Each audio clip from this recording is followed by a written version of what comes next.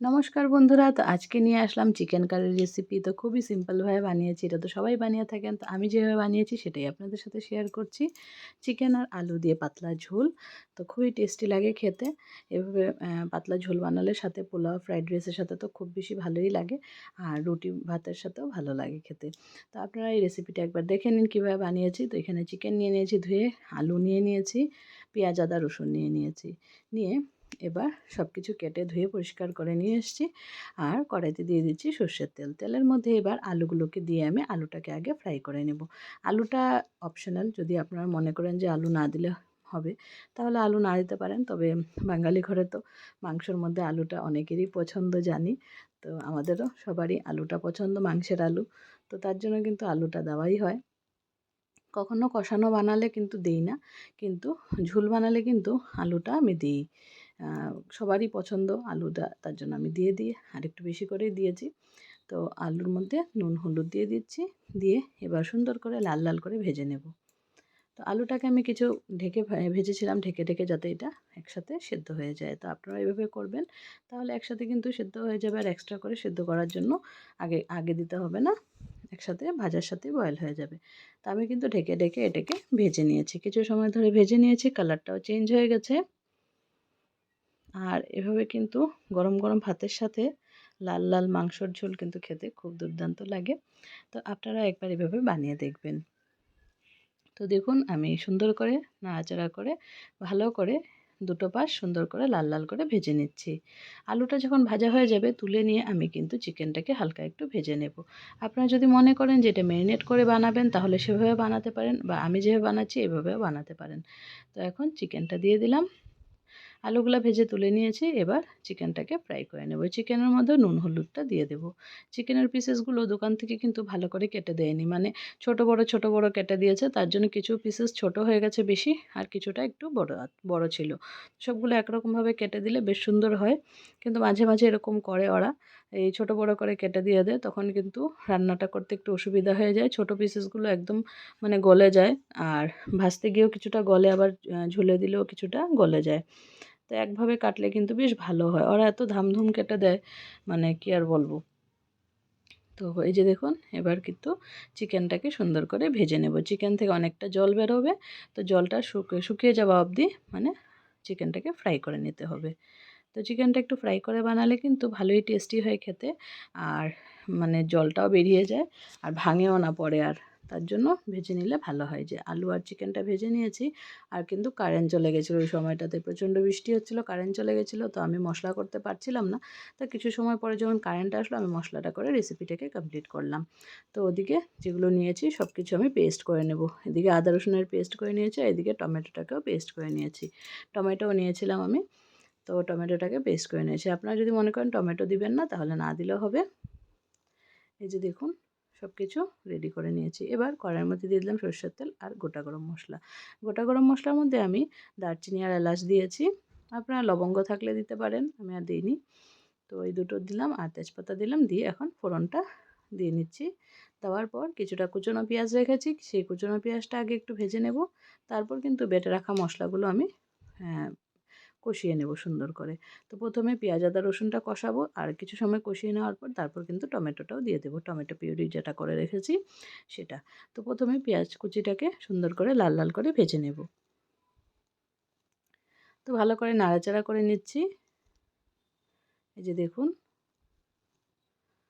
ভালো করে নাড়াচাড়া করে নিলাম, একটু নুন হলুদ দেব, দিয়ে পেঁয়াজটাকে কিছু সময় ভাজবো, অল্প করেই দিলাম, দিয়ে পেঁয়াজটাকে কিছু সময় ভেজে নিচ্ছি। তো পেঁয়াজটাকে কিছু সময় ভেজে নিলাম, তারপর কিন্তু বেটে রাখা পেঁয়াজ আদা রসুনটা আমি দিয়ে দেবো, একসাথেই রেখে দিয়েছি পেস্ট করে।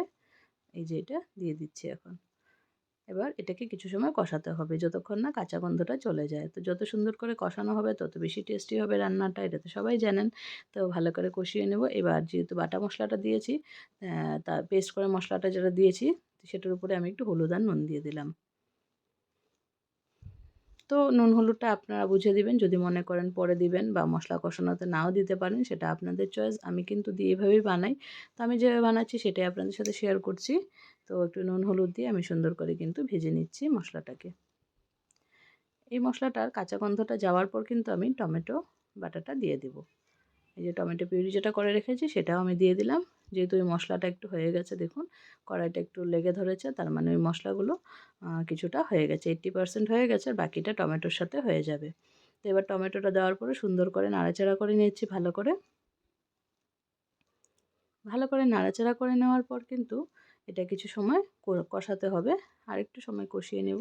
তারপর কিন্তু এটার মধ্যে জিরে গুঁড়ো আর লঙ্কার গুঁড়ো দেব। জিরে গুঁড়ো লঙ্কার গুঁড়ো দিয়ে আমি করি, যদি আপনারা ধনে গুঁড়ো ব্যবহার করে থাকেন তাহলে ধনে গুঁড়োটাও দিতে পারেন, এটা সম্পূর্ণ অপশনাল। যদি চান দিবেন, না চাইলে দিবেন না, তাহলেও কিন্তু টেস্টি হবে। জিরে গুঁড়ো লঙ্কার গুঁড়ো দিলেও কিন্তু টেস্টি হয়। তো এই যে দেখুন, আবার অনেকে কিন্তু জিরে গুঁড়ো ইউজও করে না, সেটাও হবে, লঙ্কার গুঁড়ো দিলেও হয়। আমি জিরের গুঁড়ো দিয়ে অভ্যাস হয়ে গেছে এইভাবে করে বানিয়ে রান্নাটা। চিকেন কারি যখন বানাই জিরে গুঁড়ো লঙ্কার গুঁড়োটা আমি দিই, তার জন্য এই দুটো দিচ্ছি। আপনার চাইলে লঙ্কার গুঁড়োর পরিবর্তে কাঁচা লঙ্কা দিতে পারেন, আবার জিরের গুঁড়োটা স্কিপ করে শুধু লঙ্কার গুঁড়োও দিতে পারেন। তো দেখুন এই মশলাটা সুন্দর করে কষানো হয়ে গেছে, আবার কড়াইতে কিন্তু অল্প অল্প লেগে গেছে, যেহেতু আমি কম তেল ব্যবহার করছি তার জন্য।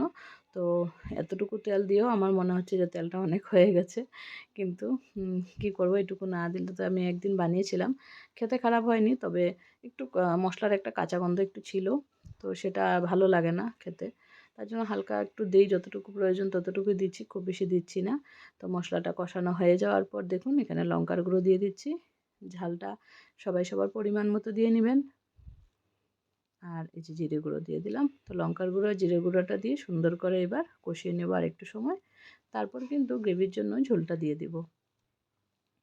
তো ঝোল দেওয়ার আগে কিন্তু আমি একটু চিকেন ভেজে রাখা চিকেন আর আলুটা দিয়ে দেবো এটার মধ্যে, দিয়ে মশলার সাথে একটু সুন্দর করে কষিয়ে নিয়ে তারপর কিন্তু আমি ঝোলটা দিব। এই যে দেখুন, প্রথমে ভেজে রাখা আলুটা দিয়ে দিচ্ছি, তারপর দিয়ে দিব চিকেনটা, দিয়ে কিন্তু সুন্দর করে একটু নাড়াচাড়া করে নেব। নাড়াচাড়া করে ভালো করে মিশিয়ে নিয়েছি দেখুন। এবার গ্রেভির জন্য কিন্তু জলটা দিয়ে দেব। এখন ঝোলটা আমি দিয়ে দিচ্ছি, যেহেতু চিকেনের ঝোল করব তার জন্য কিন্তু আমি একটু বেশি করে জলটা দেব। আপনারা বুঝে দিবেন, যদি আপনারা মনে করেন যে একটু মাখো মাখো রাখবেন তাহলে একটু কম করে দিলে হবে, আর যদি মনে করেন যে একটু ঘন রাখবেন, ঝোলটা একটু বেশি রাখবেন তাহলে একটু বেশি দিবেন, ঘন রাখলে একটু কম দিবেন। তো সেটা আপনারা বুঝে দিলেই হলো। তো দেখুন সুন্দর করে নাড়াচাড়া করে নিলাম, ভালো করে মিক্স করে নিয়ে এবার একটু চিকেন মশলা দিয়ে দিব, তারপর ফুটতে দেব, ব্যাস হয়ে যাবে রেডি। এই যে চিকেন মশলাটা দিয়ে দিচ্ছি। চিকেন মশলাটা দেওয়ার পর কিছু সময় ফুটতে দেব, ফুটে গেলেই কিন্তু এই রেসিপিটা পুরোপুরি রেডি।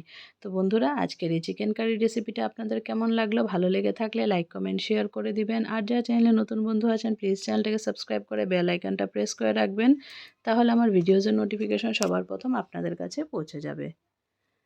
তো চিকেন মশলাটা দিয়ে নাড়াচাড়া করে নিয়েছি, এবার ফুটে গেলেই কিন্তু নামিয়ে নেব। তো ফুটে যাওয়ার পর আর দেখানো হয়নি, ডাইরেক্ট সার্ভ করে নিয়েছি। এই যে দেখুন নামিয়ে নিয়েছি, আর কালারটা খুব সুন্দর এসেছিল। তো বন্ধুরা, আপনারা ওইভাবে বানিয়ে দেখবেন, আমাকে কমেন্টে জানাতে ভুলবেন না। সবাইকে অনেক অনেক ধন্যবাদ আমার ভিডিওটা ফুল ওয়াচ করার জন্য। আজকের জন্য টাটা বাই বাই, আবার দেখা হচ্ছে নতুন ভিডিওতে। সবাই ভালো থাকবেন, সুস্থ থাকবেন।